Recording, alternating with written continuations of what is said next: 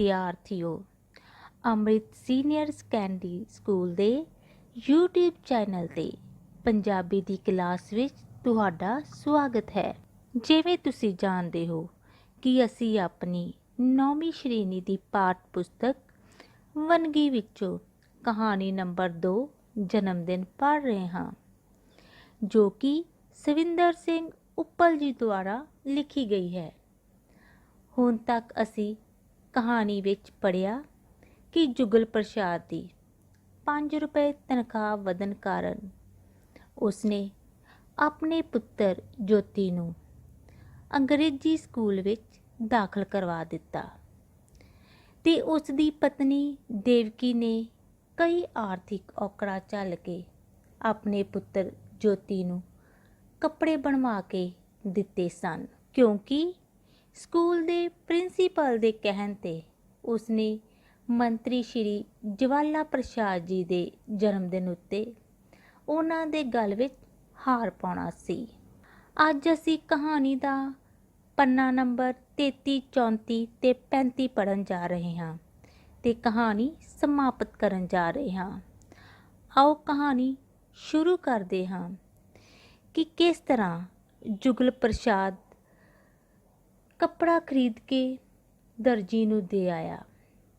ਹਾਂ, ਤੇ ਸ਼ਨਿਚਰਵਾਰ ਦੀ ਪੱਕੀ ਵੀ ਘਰ ਆਇਆ। ਹਾਂ, ਤੂੰ ਇਹ ਬੂਟ, ਜਰਾਬਾਂ ਤੇ ਹਾਰ ਥੈਲੇ 'ਚ ਸੰਭਾਲ ਛੱਡ ਤੇ ਨਾਲੇ ਕਮੀਜ਼ ਕੱਲ ਜ਼ਰੂਰ ਬਣਾ ਛੱਡੀ। ਫਿਰ ਕੁਝ ਚੇਤੇ ਕਰਕੇ ਉਹ ਖੁਸ਼ੀ ਨਾਲ ਬੋਲਿਆ, ਜੋਤੀ ਦੀ ਮਾਂ, ਅੱਜ ਰੱਬ ਨੇ ਇੱਕ ਹੋਰ ਬੜਾ ਸਬੱਬ ਕਰ ਦਿੱਤਾ।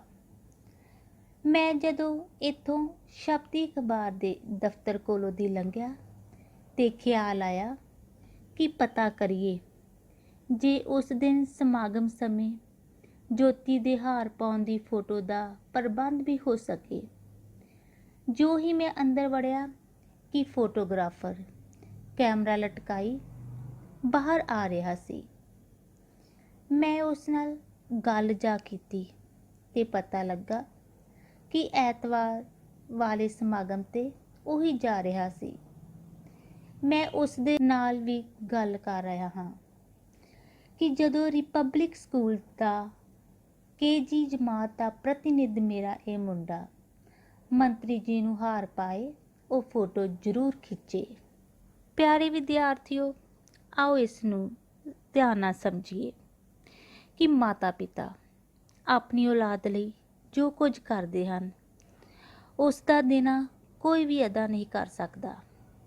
ਜਿੰਨਾ ਪਿਆਰ ਮਾਂ-ਬਾਪ ਆਪਣੀ ਔਲਾਦ ਨੂੰ ਦਿੰਦੇ ਹਨ ਓਨਾ ਹੋਰ ਕਿਸੇ ਕੋਲ ਨਹੀਂ ਮਿਲ ਸਕਦਾ। ਮਾਂ-ਬਾਪ ਬੜੀਆਂ ਮੁਸੀਬਤਾਂ ਕੱਟ ਕੇ ਔਲਾਦ ਨੂੰ ਪਾਲਦੇ ਹਨ। ਇਸੇ ਤਰ੍ਹਾਂ ਹੀ ਜੋਤੀ ਦੇ ਮਾਤਾ ਪਿਤਾ ਕਰ ਰਹੇ ਸਨ ਤਾਂ ਜੋ ਉਹਨਾਂ ਦਾ ਪੁੱਤਰ ਸਮਾਗਮ ਵਿੱਚ ਜਾ ਸਕੇ ਤੇ ਇਸ ਲਈ ਜੁਗਲ ਪ੍ਰਸਾਦ ਹਰ ਕੋਸ਼ਿਸ਼ ਕਰਨ ਵਿੱਚ ਸਫਲ ਹੋ ਰਿਹਾ ਸੀ। ਆਓ ਕਹਾਣੀ ਅੱਗੇ ਸ਼ੁਰੂ ਕਰਦੇ ਹਾਂ। ਦੇਵਕੀ ਦੇ ਮੂੰਹ 'ਤੇ ਕੁਝ ਚਿੰਤਾ ਦੇ ਨਿਸ਼ਾਨ ਵੇਖ ਕੇ ਆਪਣੀ ਖੁਸ਼ੀ ਵਿੱਚ ਬਿਨਾਂ ਕੋਈ ਫਰਕ ਪੈਣ ਦਿੱਤਿਆ ਫਿਰ ਉਹ ਝੱਟ ਬੋਲਿਆ, ਬਾਕੀ ਰਹੀ ਪੈਸਿਆਂ ਦੀ ਗੱਲ, ਫੋਟੋ ਬਣਨ ਦੀ ਪਹਿਲੀ ਤਰੀਕ ਹੋ ਹੀ ਜਾਣੀ ਹੈ। ਭਲੀਏ ਲੋਕੇ, ਰੱਬ ਆਪ ਕਰਦਾ ਏ ਗਰੀਬਾਂ ਦਾ ਕੰਮ। ਹਾਂ, ਜੁਗਲ ਪ੍ਰਸਾਦ ਸਾਰੀ ਦੀ ਸਾਰੀ ਗੱਲ ਇੱਕੋ ਵਾਰੀ ਹੀ ਕਹਿ ਗਿਆ ਤੇ ਫਿਰ ਕਦੀ ਪ੍ਰਾਪਤ ਹੋਈ ਖੁਸ਼ੀ ਦੇ ਅਜਿਹੇ ਅਵਸਰ ਤੋਂ ਪੂਰਾ ਲਾਭ ਉਠਾਉਂਦਿਆਂ ਉਹ ਹੱਸ ਕੇ ਦੂਰਾ ਹੋਣ ਲੱਗਾ। ਦੇਵਕੀ ਇਸ ਫੋਟੋ ਦੀ ਫਜ਼ੂਲ ਖਰਚੀ ਬਾਬਤ ਕੁਝ ਕਹਿਣਾ ਤਾਂ ਚਾਹੁੰਦੀ ਸੀ, ਪਰ ਫਿਰ ਪਤੀ ਦੇ ਰੰਗ ਵਿੱਚ ਭੰਗ ਪੈ ਜਾਣ ਦੇ ਡਰ ਵਜੋਂ ਕੁਝ ਨਾ ਬੋਲੀ ਤੇ ਉੱਠ ਕੇ ਬਾਹਰ ਚਲੀ ਗਈ।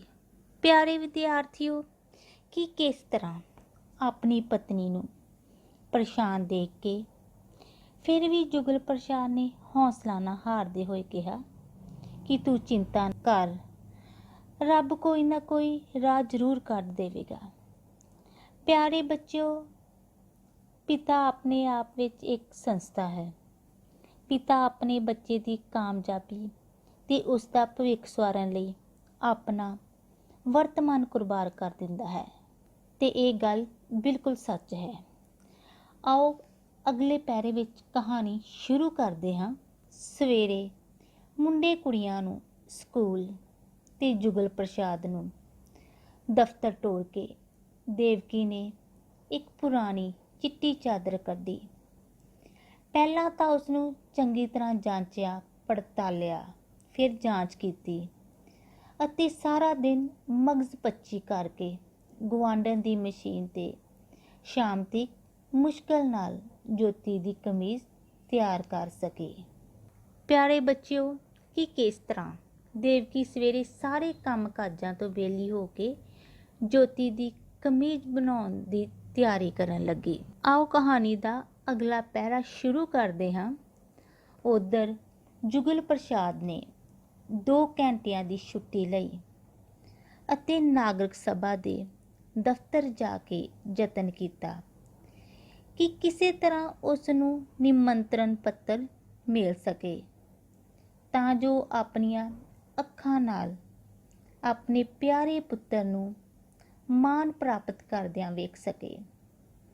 ਪਰ ਉਸ ਨੂੰ ਪਤਾ ਲੱਗਾ ਕਿ ਉਸ ਸਮਾਗਮ ਵਿੱਚ ਤਾਂ ਵੱਡੇ ਵੱਡੇ ਰਾਜਨੀਤਿਕ ਆਗੂ, ਅਮੀਰ ਲੱਖਪਤੀਏ, ਵੱਡੇ ਵੱਡੇ ਅਫਸਰ ਤੇ ਕੁਝ ਸੱਦੇ ਗਏ ਬੱਚੇ ਹੀ ਜਾ ਸਕਦੇ ਹਨ।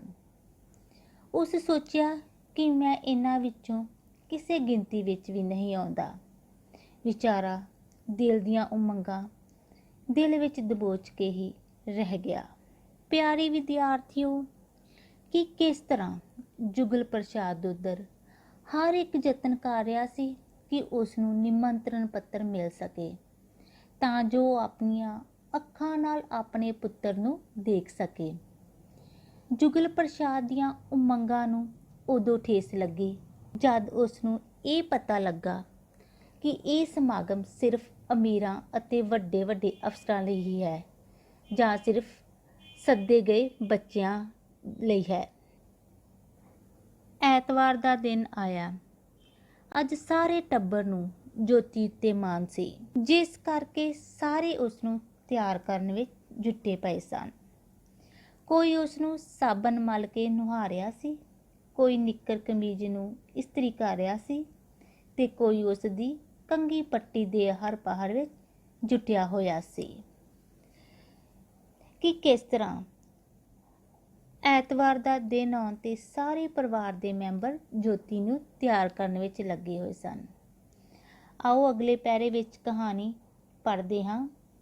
ਤਕਾਲਾ ਨੂੰ ਸਾਰਾ ਟੱਬਰ ਇਸ ਗੱਲ ਦੀ ਇੰਤਜ਼ਾਰ ਵਿੱਚ ਸੀ ਕਿ ਕਿਸ ਵੇਲੇ ਜੋਤੀ ਸਮਾਗਮ ਤੋਂ ਵਾਪਸ ਆਏ ਤਾਂ ਜੋ ਆਪਣੀ ਜ਼ਬਾਨੀ ਸਾਰੀ ਰੌਣਕ ਤੇ ਮਿਲੇ ਮਾਣ ਨੂੰ ਵਿਸਥਾਰ ਨਾਲ ਬਿਆਨ ਕਰੇ।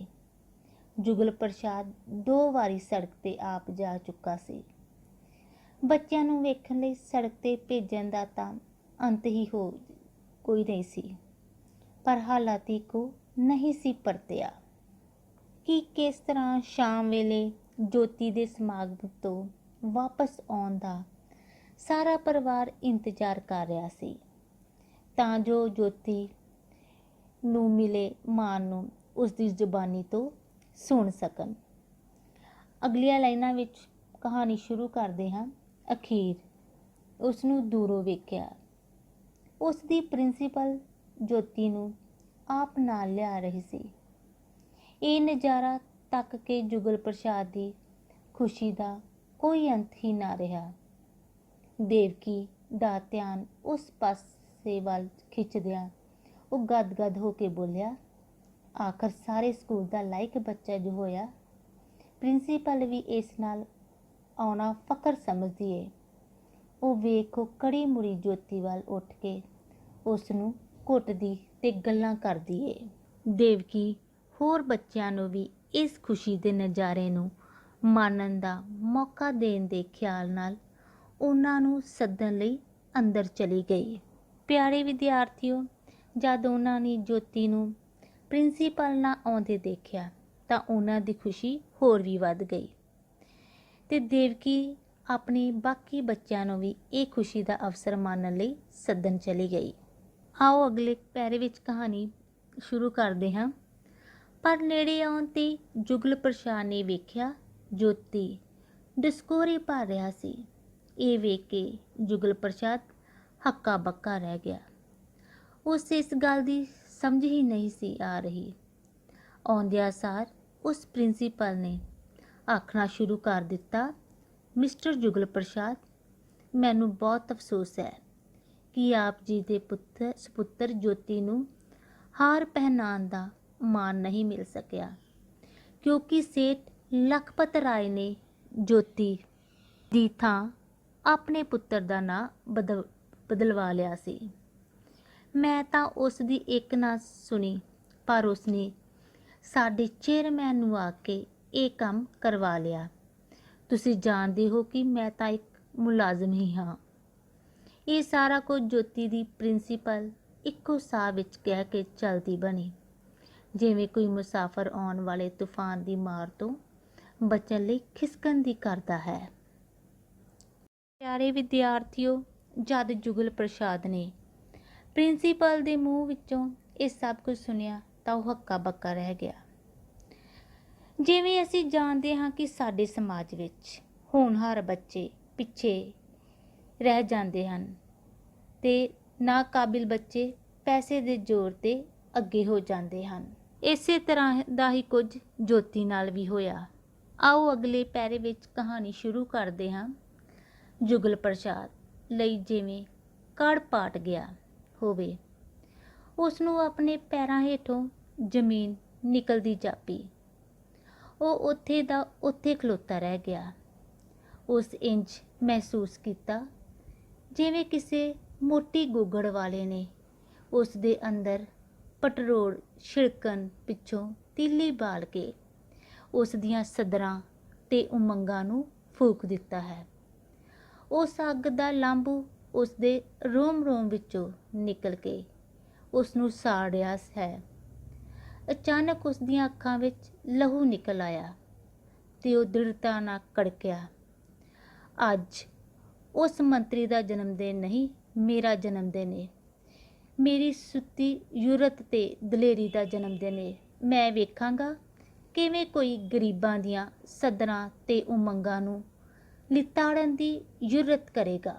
ਪਿਆਰੇ ਵਿਦਿਆਰਥੀਓ, ਜੁਗਲ ਪ੍ਰਸਾਦ ਨੇ ਜਦੋਂ ਇਹ ਸਭ ਕੁਝ ਸੁਣਿਆ ਤਾਂ ਉਹ ਉੱਥੇ ਖਲੋਤਾ ਹੀ ਰਹਿ ਗਿਆ ਤੇ ਸੋਚਣ ਲੱਗਾ ਕਿ ਕਿਵੇਂ ਕੋਈ ਅਮੀਰ ਲੋਕ, ਅਫਸਰ ਜਾਂ ਹੋਰ ਸਰਕਾਰੀ ਮੁਲਾਜ਼ਮ ਆਪਣੇ ਪੈਸੇ ਦੇ ਜ਼ੋਰ ਕਾਰਨ ਆਪਣੇ ਵਿਅਕਤੀਗਤ ਅਧਿਕਾਰਾਂ ਦੀ ਦੁਰਵਰਤੋਂ ਕਰ ਰਹੇ ਹਨ।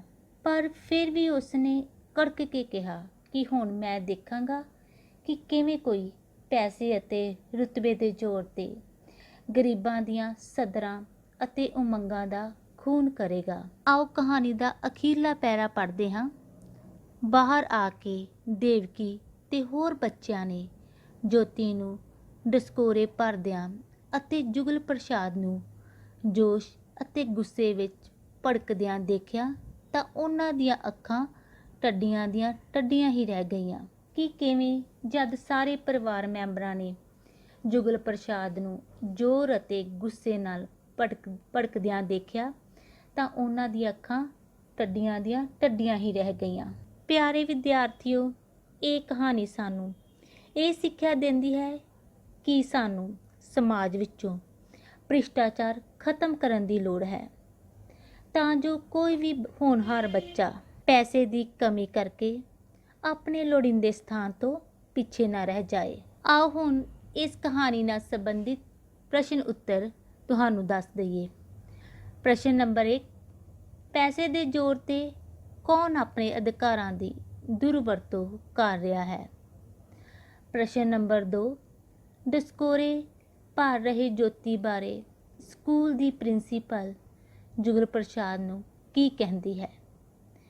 ਪ੍ਰਸ਼ਨ ਨੰਬਰ 3, ਜੋਤੀ ਦੇ ਸਕੂਲ ਦਾ ਕੀ ਨਾਂ ਸੀ? ਪ੍ਰਸ਼ਨ ਨੰਬਰ 4, ਜੁਗਲ ਪ੍ਰਸਾਦ ਦੇ ਦਫ਼ਤਰ ਤੋਂ ਕਿੰਨੇ ਘੰਟੇ ਦੀ ਛੁੱਟੀ ਲਈ ਸੀ? ਪ੍ਰਸ਼ਨ ਨੰਬਰ 5, ਉਸ ਸੇਠ ਦਾ ਨਾਂ ਲਿਖੋ ਜਿਸ ਨੇ ਜੋਤੀ ਦੀ ਥਾਂ ਤੇ ਆਪਣੇ ਪੁੱਤਰ ਦਾ ਨਾਂ ਬਦਲਵਾ ਲਿਆ ਸੀ। ਉਸ ਤੋਂ ਅੱਗੇ ਹੇਠ ਲਿਖੇ ਸ਼ਬਦਾਂ ਨੂੰ ਤੁਸੀਂ ਸ਼ੁੱਧ ਕਰਕੇ ਲਿਖਣਾ ਹੈ।